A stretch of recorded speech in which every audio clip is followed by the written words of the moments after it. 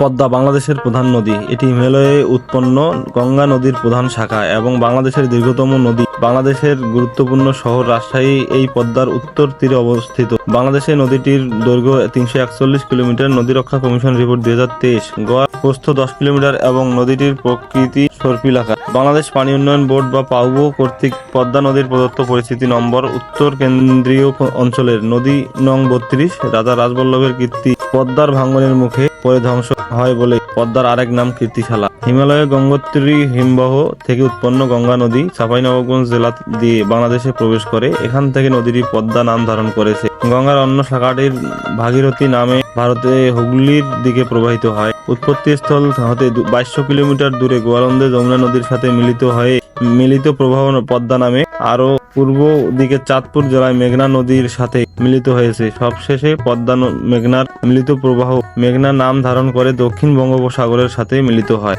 ধন্যবাদ।